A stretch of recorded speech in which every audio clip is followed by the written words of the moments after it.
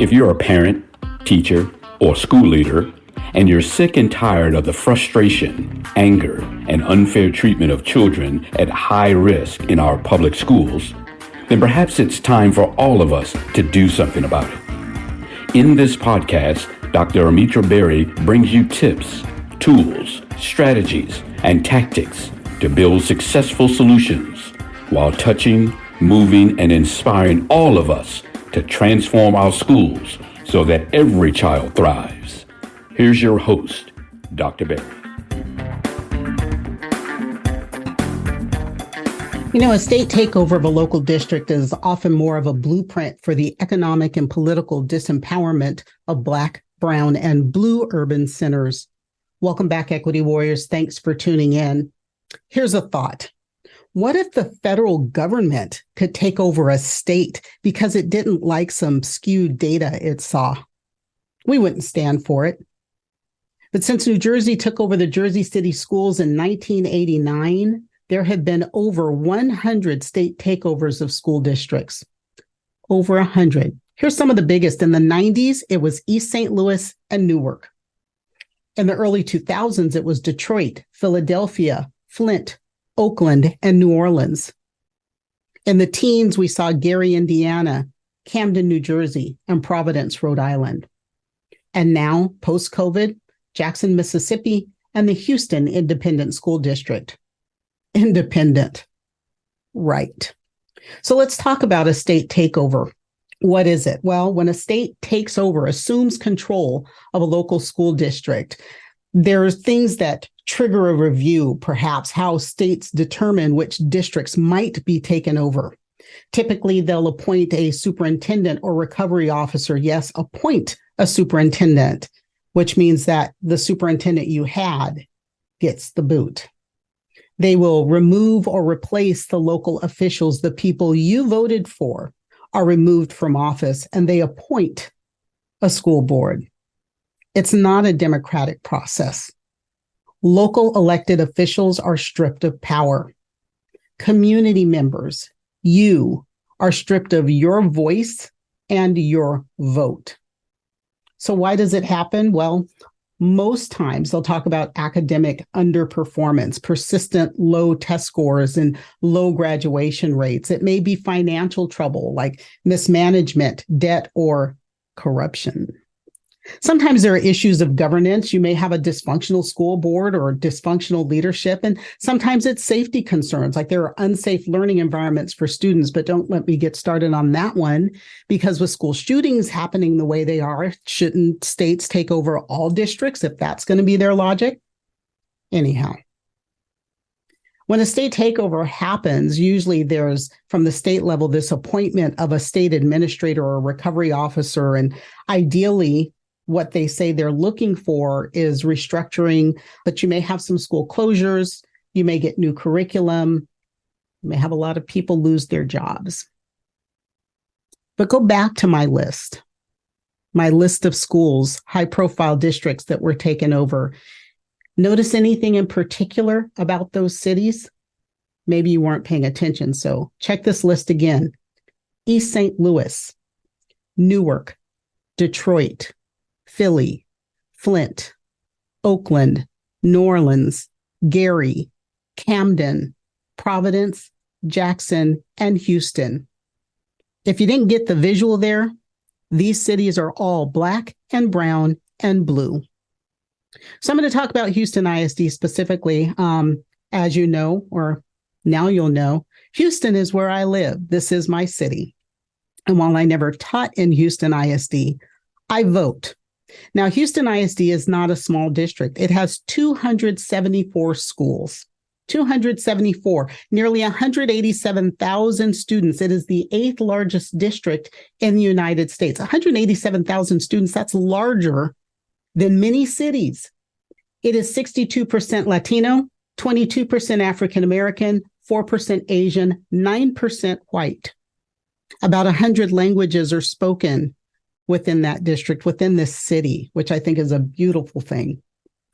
The district is 79% economically disadvantaged, free and reduced lunch, Title I. And it is not one of the lowest performing districts in the state. How about that? There were 113 C-rated districts in Texas. Texas has an ABC system of grading their schools. In 2022, there were 113 C-rated districts. Houston was not one of them. Houston was a B district in 2022 and in 2019. Of course, there were no ratings during COVID. So the last 2 years of rating, it was a B district.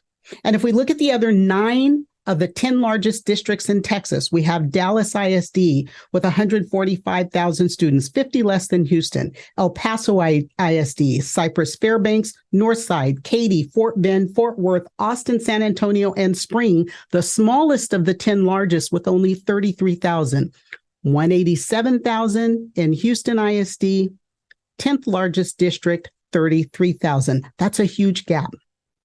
Some of those districts also had a C year. Houston didn't, but some of those did. And only one district, Katy ISD, was an A district. So not a failing district, but a district taken over.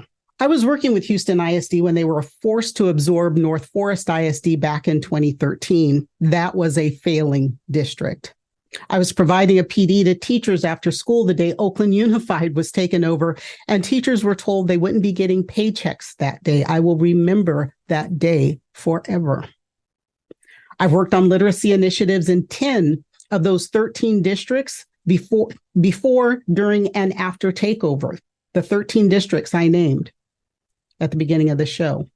I've seen the good that can happen when we truly focus on doing right for the learners in those districts. I saw that in Detroit Public Schools. I saw that beginning to happen in Philadelphia. But unfortunately, that good has always been disrupted by appointed officials who are beholden to some interest, some political relationship that has nothing to do with student outcomes. The decisions that are made about money and power have nothing to do with academics, nothing to do with student achievement. And shouldn't student achievement be the goal of our schools? More and more often, these state takeovers are being led by Republican governors in majority Republican state legislatures. Got to call it what it is. It's a red thing. Such is the case right here in Houston, Texas. Houston is a big blue dot in a big red state. Did HISD have some failing schools? Sure. Out of the 274 schools in HISD, about 20 or so were failing. I didn't pull the number, pardon me. But a lot of other districts had failing schools. And as I mentioned, 113 other districts were C districts, while Houston was a B. But okay, let's put politics aside for just a second. What about the research? Let's go with the science, right? School districts that are targeted for takeovers are overwhelmingly in majority Democratic cities with mostly Black student populations and Black political leadership. Houston, check and check. About 85% of state takeovers across the country, 85% affect majority Black and majority Latino school districts. Why is that? School districts that are governed by and serving a majority Black population are 11 times more likely to have the local school board abolished by the state than majority white serving districts, stripping you of your voice and your vote. And while, yes, many of the schools that are districts that are taken over are low performing, the science, the research tells us that academic performance plays less a role in predicting takeover for districts that are serving larger concentrations of African American students. And then based on data and a study that used cross-state comparisons of student outcomes to estimate the effect of takeovers that happened between 2011 and 2016, researchers found no evidence, zero evidence, that takeover generates academic benefits. It doesn't help the kids. Takeovers are disruptive in the first years of takeover, particularly to English language arts achievement, to ELA, to reading. There's a little less clarity further down the road. But in the beginning, it is disruptive and it causes lower levels of achievement. In at least half of the takeover districts studied over a period of 5 years, academic achievement gets worse compared to other schools in their state. So what do we do about it? Aren't there some other things we could do? Aren't there other ways, alternatives to state takeover? Sure. Why not have a partnership, a collaborative state district partnership?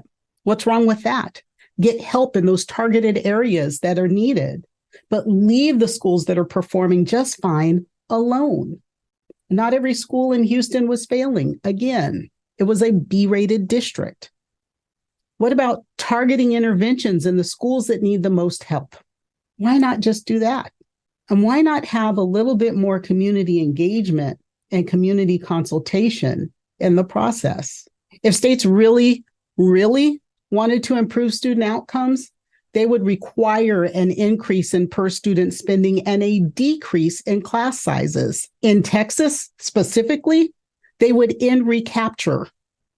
Now, maybe your state, your community doesn't have that, but here in Texas, they take local property tax revenue away from school districts to balance the rest of the state budget. Texas doesn't have a deficit, but Houston, a big blue city in a big red state, has very high tax revenue. If states really wanted to improve student outcomes, they'd look at funding systems like California's that are truly equitable, a system where the dollar follows the child, but all property tax revenue goes to the state and children receive allocations per pupil funding based on a number of identities. So the more, I hate to call them risk factors that a child has, they get more money if they are foster, Title I, emergent bilingual, special education.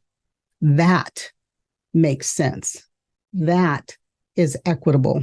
So shout out to California, and I believe Tennessee is the second state that's implementing a system that's very much the same. So what do? Get involved. Stay involved. I'm going to say this every show. Vote. Register to vote. Register, help someone else register to vote, and vote like your life depended on it, especially in your local elections, your school board, your mayor, your city council. Go to a local school board meeting. Some of them are quite entertaining. They are always very informative. And then advocate through social media. Follow me across my channels and repost, and then continue to join me every week. Connect with me on social. Use the links down in the notes. Send me your questions, topics, requests to info@askdrbarry.com. And I'll answer those questions, and I will bring you experts to help address the topics. Don't worry about the things you cannot change. Register to vote and vote so you can change the things you can no longer accept. And I'll see you next time. That's it for today's episode of the 3E Podcast. Head over to iTunes and subscribe to the show. One lucky listener every single week that posts a review on iTunes will win a chance in a grand prize drawing to win a $25,000 value private VIP day with Dr. Barry herself. Be sure to head over to 3epodcast.com and pick up a free copy of Dr. Barry's gift. Then join us on the next episode.